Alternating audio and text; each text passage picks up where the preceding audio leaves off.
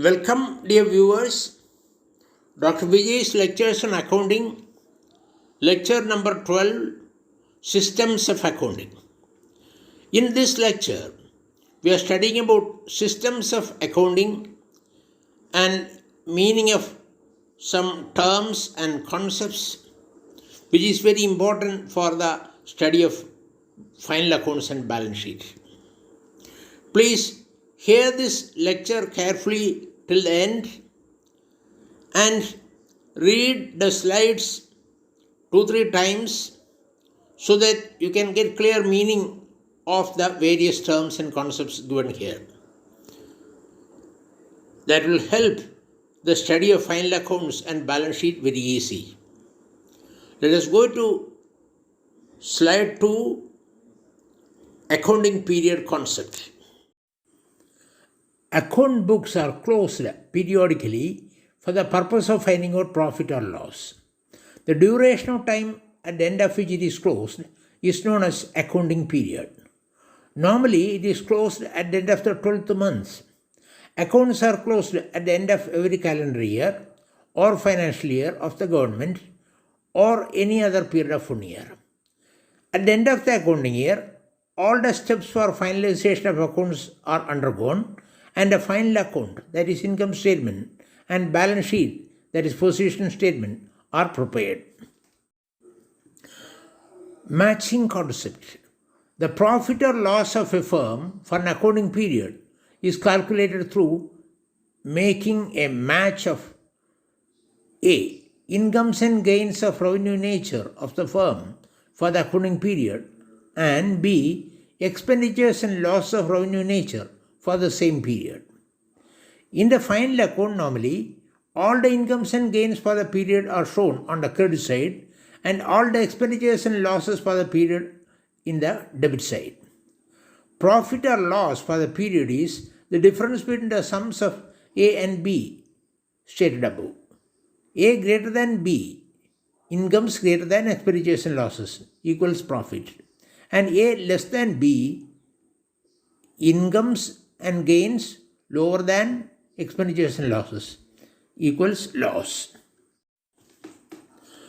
Cash system and accrual system of accounting. In commercial accounting, we follow accrual system.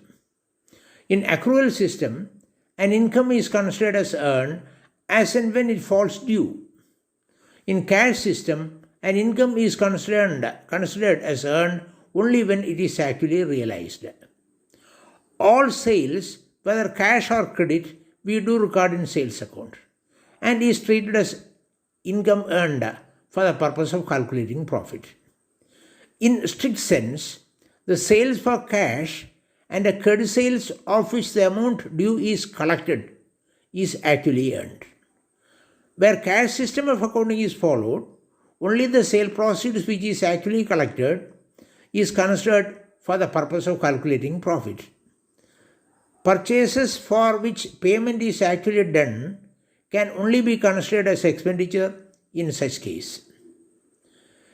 In accrual system, all expenditures which have actually fallen due for the accounting period are to be treated as expenditure for calculating profit, whereas in cash system of accounting, only the expenditure actually paid in respect of the accounting period are considered.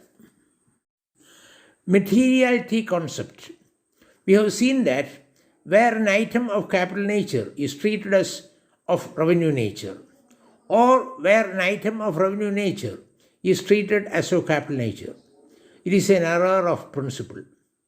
For example, where the cost incurred on constructing an additional showroom for the shop, $1 lakhs, is debited in repairs and maintenance account. It is a serious mistake because it will result in understating the annual net profit to that extent. Similarly, the cost incurred for purchase of computer accessories and stationery items of $50,000 is treated as of capital nature and debited in fixtures and fittings account. It will result in overstating profit. But to what extent the principle should be followed strictly? is a question of materiality. Where the amount spent is meager, the error can be ignored on the ground of materiality. For example, the cost of stapling machine or punching machine bought for office use $2,000, even though it can be used for so many years, treating it as revenue nature, debiting it in the office and stationery account is admissible. In Sabu's case, discount allowed by a supplier of furniture and fittings, Mada Interiors, was taken as a revenue nature and credited in discount received account. It is admissible on the ground of materiality. What is the limit of admissibility on the ground of materiality depends on so many factors. Bad debts and provision for bad and doubtful debts. A debt due and receivable from a customer, if found irrecoverable, it can be called as bad debt. Bad debt is a loss from the customer's account which falls irrecoverable. The bad debt is transferred to bad debts account by debiting bad debts account and crediting the customer's account. Bad debts account is closed at the end of the accounting period by transferring its balance to profit loss account. But where there is provision for bad and doubtful debts brought down from previous year, the bad debts will be set off against that. About the provision, it is explained in this paragraph.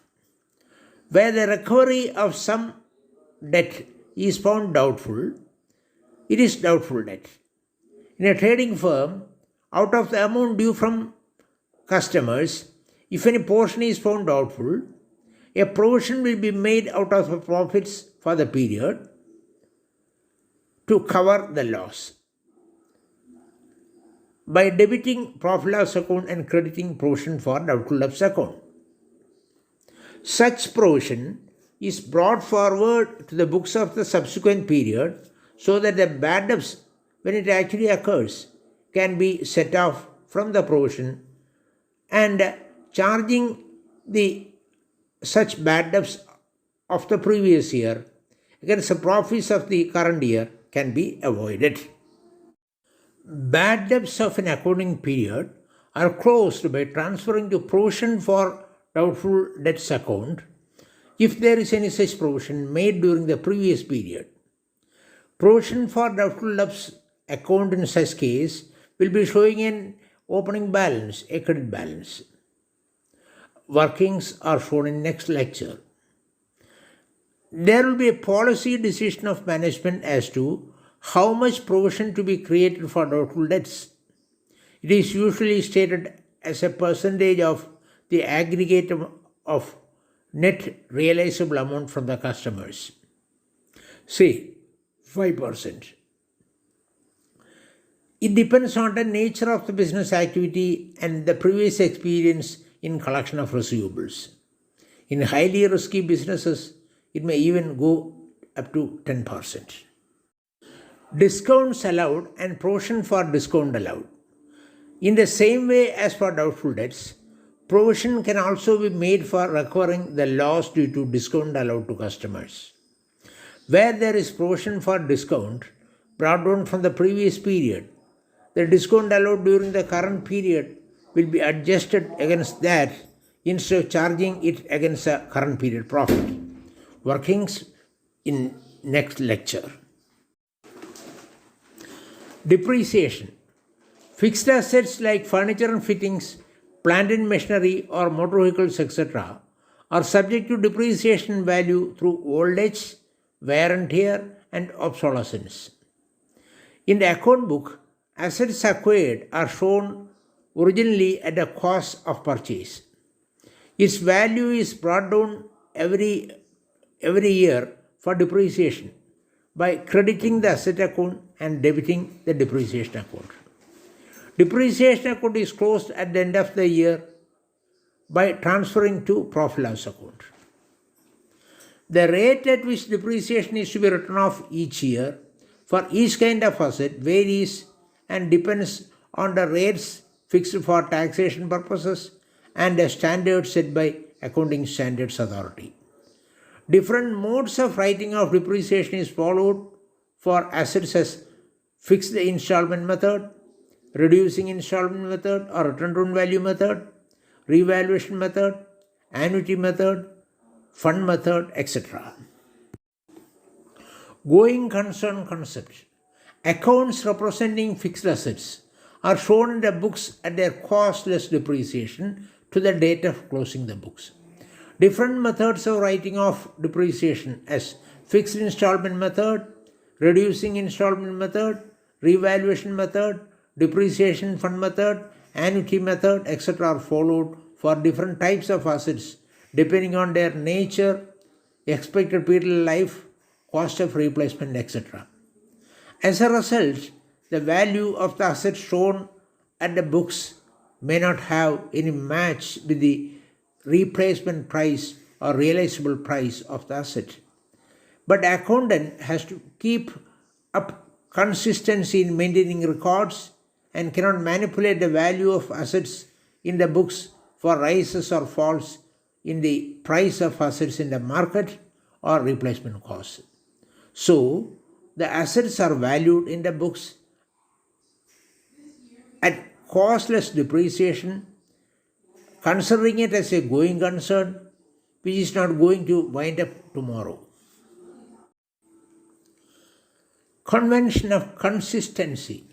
Accountant has to keep up consistency in the methods and practices followed by him. He has to keep up consistency in deciding whether and to what extent some transaction is of capital or revenue nature.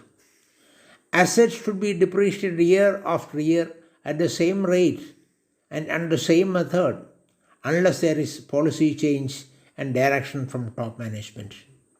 Provision for doubtful debts and discounts should be maintained at the same rates year after year. Where interest on capital and on drawings are provided, it should be the same rates and as prescribed in the bylaws. Unless consistency is followed as in principle and vast, it becomes easy to manipulate the accounts at someone's will and pleasure. Slide 12. Interest on capital and interest on drawings. Partnership firms follow the practice of providing interest on capital and interest on drawings at the rates prescribed by their deeds, allowing interest on capital contributed by each partner and charging interest on the drawings taken by each partner. The maximum interest rate is fixed by the Act at 6% per annum. The former, that is interest on capital, helps to make division of profits among the partners more equitable, where the profit sharing ratio agreed is not in proportion with the capital contribution. Interest on drawings acts as a check against partners making excessive drawings. Interest on capital makes a cut in calculating the profit divisible among the partners, as profit loss account is debited and interest and the capital account credited with the amount of interest allowed. Interest on drawings is credited in profit loss account and debited in respective partner's account. Some single owner firms, proprietary firms, also follow the practice of allowing interest on capital and charging interest on drawings. This lecture concludes. Thank you for your participation till the end. Please subscribe if you have not done. Share maximum to your friends and relatives who will be benefited by this lecture. You are welcome for your comments and likes. Thank you.